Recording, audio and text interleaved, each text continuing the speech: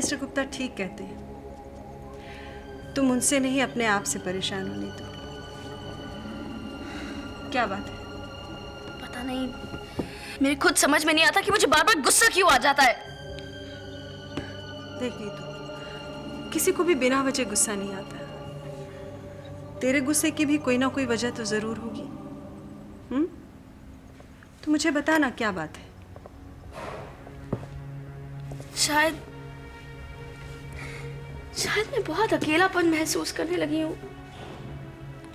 Aunty, मुझे बहुत डर सा लगने लगा है। एक दिन दीदी की शादी हो जाएगी, वो भी अपने घर चली जाएगी। मम्मी अपने काम में इतनी मसरूफ होती जा रही हैं कि उनके पास वक्त ही नहीं है मेरे पास बैठने का। नीतू, तेरा एक बॉयफ्रेंड हुआ करता था, वॉल्टर, उसका क्या हुआ? वॉल्टर? उसे तो मैं कब का भुला चुकी हूँ। यू नो नीतू, मुझे लगता है तू सारा समय अपना इस बिजनेस में लगा देती है, अपने बारे में सोचती नहीं। I think you need change. तुझे यहाँ से बाहर निकलना चाहिए। Why don't you join some dance classes? No, इसके अलावा भी कुछ करना चाहिए जिससे तेरा दिल बहल जाए। आंटी, कुछ और करने का वक्त ही कहाँ मिलता है। At the end of the day, I'm so tired. I have an idea. तुम योगा क्लासेस क्यों नहीं ज्वाइन कर लेती? यू नो, एक्सरसाइज भी हो जाएगी और रिलैक्सेशन भी। लेकिन आंटी, लेकिन वेकिन कुछ नहीं। मैं तुम्हें खुद लेके जाऊंगी और तुम्हारा एडमिशन योगा क्लासेस में करवाऊंगी। Okay? Okay. Now cheer up baby. I like you smiling. Problem ये है खन्ना साहब कि जो सामान आपने भेजा है मुझे बिल्कुल पसंद नहीं है। मानता हूं कि चौधरी साहब की बेटी की शादी में आपका अरेंजमेंट बेहतरीन था, बहुत लोगों ने पसंद किया, मुझे भी पसंद था। लेकिन उस बात को 5 साल हो गए। 5 साल हो गए हैं जनाब। और वहां जो सामान आपने वहां भेजा था, वो आप चाह रहे हैं कि आप मेरी बेटी की शादी में वही सामान बेचें? I will never accept this. देखिए, आप डेकोरेशन का कॉन्ट्रैक्ट अपने हाथ में ले लीजिए। मैं चाह रहा हूं कि आप एक कोई बढ़िया सा कॉन्सेप्ट कंसीव कीजिएगा, मेरे पास लेके आइएगा, मैं अप्रूव करूंगा, उसके बाद देखा जाएगा। जी। और हां देखिए, बजट की कोई प्रॉब्लम नहीं है, ये मैं आपको बता चुका हूं। जितना पैसा चाहे आप खर्च कीजिए। आप सामान लंदन से मंगवाइए, न्यूयॉर्क से, पेरिस से, जहां से मर्जी। मुझे बहुत बढ़िया इंतजाम चाहिए। आप समझ रहे हैं ना? मीनू की बिल्कुल परवाह मत कीजिएगा। आप एक काम कीजिएगा, आप एक इंडियन, एक कॉन्टिनेंटल, एक चाइनीज, एक इटालियन, इन कुक्स का इंतजाम करके, हाँ आप इंतजाम करके रखिए। आप फिक्र मत कीजिएगा, आइटम्स क्या होंगे मैं शीला के साथ सलाह करके आपको बता दूंगा। हाँ, आपको मोहलत दे सकता हूं, लेकिन ज्यादा नहीं। आप जल्द से जल्द, हाँ 1 हफ्ता चलेगा, मुझे दफ्तर या घर में फोन कर लीजिए। ओके, लेकिन it should be fantastic. Okay, bye. ओहो, मैं तो थक गया हूं, कुछ समझ में नहीं आ रहा क्या करूं। मैं चाह रहा हूं कि कुछ बहुत बढ़िया हो, कुछ अलग से हो। सब लोग ये कहें कि वाह, महेंद्र मल्होत्रा की लड़की की क्या शादी हुई है, लेकिन क्या हो समझ में नहीं आ रहा। तुम सजेस्ट करो कुछ। हम क्या कर सकते हैं, ज़्यादा से ज़्यादा सुझाव ही दे सकते हैं ना, और वो तो तुम कर ही रहे हो। अब देखना यह है कि मिस्टर खन्ना इन सुझावों को कितना लागू कर पाते हैं। पता, मैं सोच रहा हूं कि अगर हम अपना कॉन्सेप्ट मिस्टर खन्ना को दें और सारे अरेंजमेंट्स उस पर छोड़ दें तो कैसा रहेगा? ठीक है, ऐसा ही करो। ऐसा ही कर लो। तुम भी तो कोई कॉन्सेप्ट बताओ ना। नहीं, मैं अब कुछ नहीं बोलूँगी। मेरे ख्याल से एक ही आदमी अपने पॉइंट ऑफ व्यू से सोचे तो ज़्यादा अच्छा है। अब सारे लोग सोचने लगेंगे तब तो खिचड़ी बन के रह जाएगी। तुम ऐसा क्यों नहीं करते? निशी से पूछ लो, वैसे भी डिज़ाइनिंग उसका पेशा है और उसकी अपनी बेटी की शादी की रिसेप्शन है। यानी कि तुम्हारी बेटी की शादी नहीं है? तुम रितु को बेटी कहती हो, लेकिन दिल से कभी नहीं माना। बहन, ऐसी बात नहीं है। ऐसी ही बात है शीला। मैं देख रहा हूं कि जैसे जैसे रितु की शादी के दिन नजदीक आ रहे हैं, तुम्हारी इस शादी में दिलचस्पी कम होती जा रही है। देखो महन, तुम मुझ पे गलत इल्जाम लगा रहे हो। इल्जाम बिल्कुल सही है शीला। अपना दिल टटोल कर देख लो, खुद पता चल जाएगा। मैं तो ये सोच रहा था कि इस दौरान तुम मेरी बेटियों के बहुत करीब आ गई हो, लेकिन नहीं। ऐसा महसूस होता है कि जैसे सब दिखावा था, बेमतलब।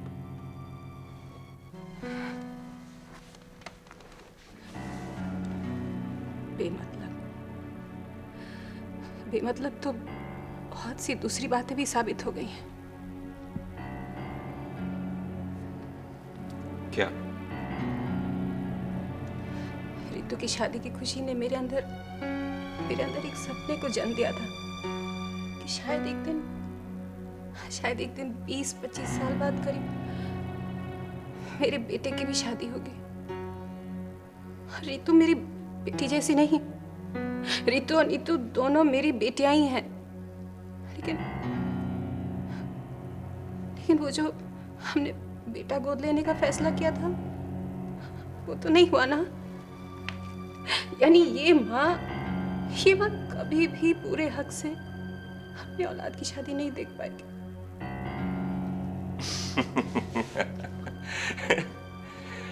बस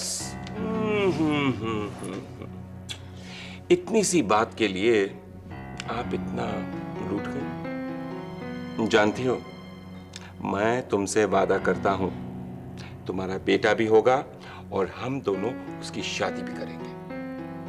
तुम्हारी एक बहू भी होगी।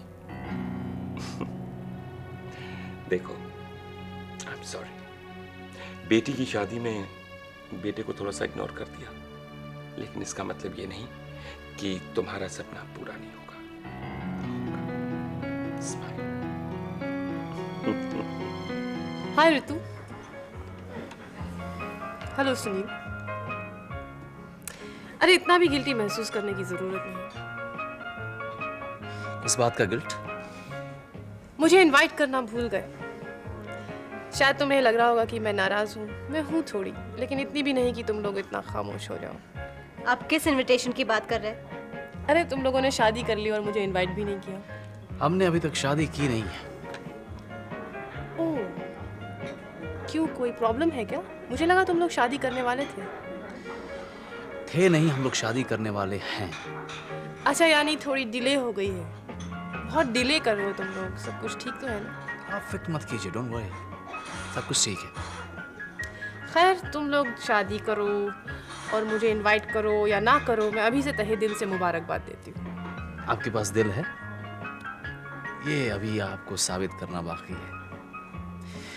जब आप ये साबित कर ले, तब आप इस तरह के मुबारकबाद बांटते रहिएगा। एडवोकेट मिस्टर सुनील वर्मा, मैं बहुत जल्दी साबित करने वाली हूँ कि मेरे पास दिल है। आप तैयार रहिए। All the best. See you.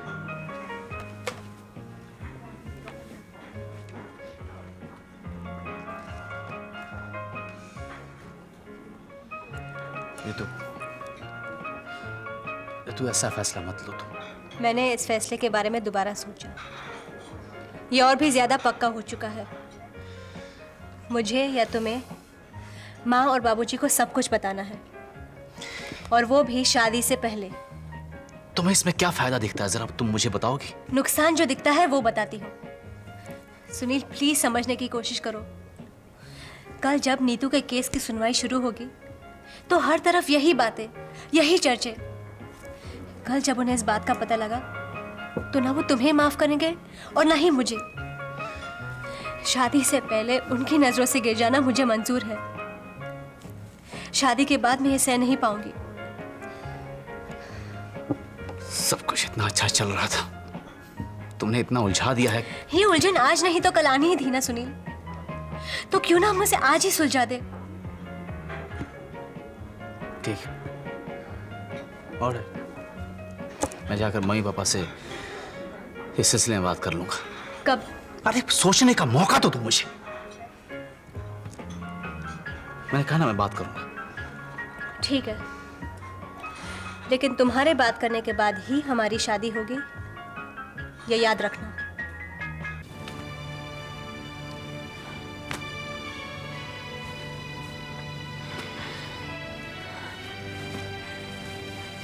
कुछ मदद करूं? It's fine. शिवानी, तू सारा सामान इस तरह पैक कर रही है जैसे तू कभी लौट कर आएगी ही नहीं। रक्षांदा, क्योंकि मैं जानती नहीं कि मैं यहाँ लौट कर आऊंगी या नहीं। मुझे तो ये भी नहीं पता कि मैं कब लौट कर आऊंगी। यहाँ से तेरा क्या मतलब है शिवानी? इस घर से या बंबई शहर से तू त्यागी के लिए तो वापस आएगी ना? देख शिवानी, तू भले ही इस घर में मत आ, लेकिन तेरा सामान तो यहाँ रह सकता है ना? तुझे नाराजगी मुझसे है, इस घर से तो नहीं। तू दोस्ती की जड़ें इस तरह काट रही है जैसे हमारे दोस्ती का कोई नामो निशान रहेगा ही नहीं। रक्षांदा, रक्षांदा प्लीज। रहने दे, इतने दिनों तक तो बातचीत नहीं की, आज बात करने की क्या जरूरत है? तूने भी तो बात नहीं की। सिर्फ बात ही नहीं की, दोस्ती की जड़ें तो नहीं काटी। रक्षांदा, जब किसी पेड़ की उम्र बहुत ज्यादा हो जाती है और कोई उसी जड़ें काट कर कहीं और लगाने की कोशिश करता है तो वो पेड़ ही मर जाता है। उसी तरह हमारी दोस्ती भी इतनी पुरानी है कि अगर मैं उसकी जड़ें काटने की कोशिश करूंगी तो मैं मर जाऊंगी। अरे जा, दोस्ती तोड़ के दोस्ती की खूबियां मत बता। रक्षांदा,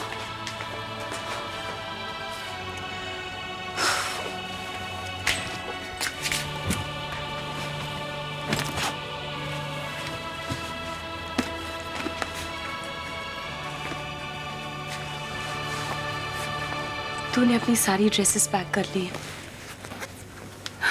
ये ले, इन्हें भी पैक कर दे। इतना ज्यादा सामान है मेरे पास।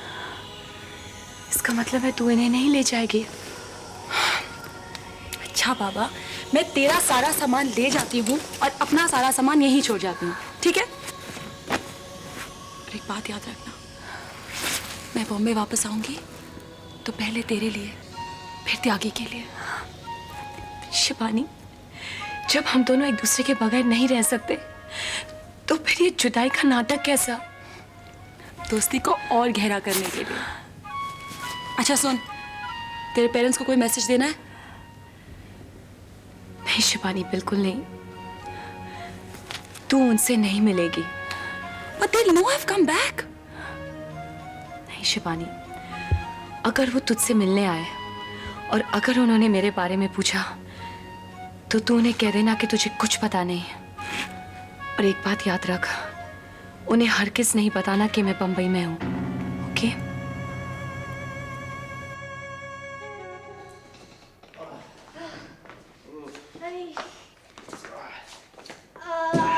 सुनील, थक गए।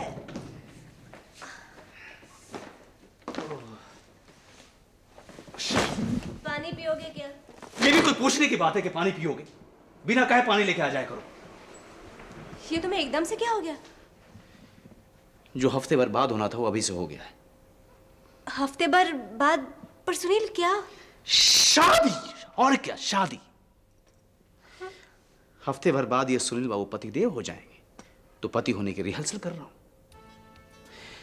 उन सुरों में रियाज कर रहा हूं जिस सुर में सारे शौहर अपनी बीवियों से बात करते हैं। तो क्या शादी के बाद तुम मुझसे ऐसे बात करोगे? शादी के बाद तो सभी करते हैं, पर हम हफ्ते भर पहले से ही शुरू हो गए ताकि परफेक्ट हस्बैंड बन सके। और सुनो, ज्यादा बहस नहीं, जाके पानी लेके आओ। अभी लाई मेरे स्वामी। बस इतना बता दीजिए कि आप जलपान लोटे में करेंगे या ग्लास में? ग्लास में, और जल्दी। अति शीघ्र आपके आदेश का पालन किया जाएगा। बस इतना बता दीजिए कि आप जलपान ठंडा करेंगे या गर्म?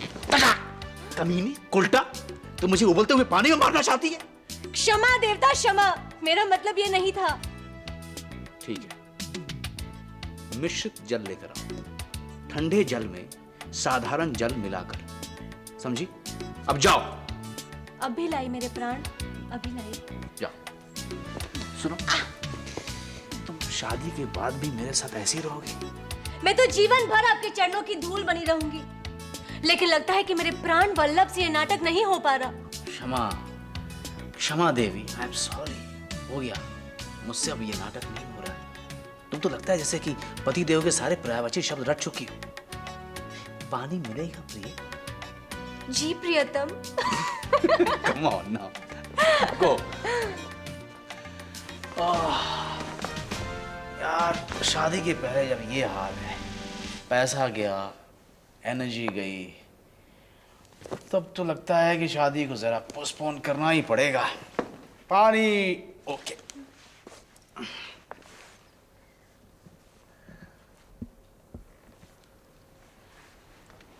ऋतु, ऋतु, क्या हुआ? एकदम से परेशान हो गई? जब कभी इस घर में मुस्कुराहट की गूंज सुनती हो तो उस घर में नीतू के सिसकने की आवाज सुनाई देती। हमारी शादी के बाद वो बहुत अकेली हो जाएगी और उसे ये अकेलापन अभी से महसूस होने लगा है। पता नहीं नीतू का क्या होगा। ऋतु, देखो ऋतु, दर्द का खौफ दर्द से ज्यादा दर्दनाक होता है, समझिए। और फिर दर्द के लम्हे आते हैं और गुजर जाते हैं। घड़ी के दोनों हाथ, दोनों सुइयां जख्मों पर मरहम लगाती हुई निकल जाती है।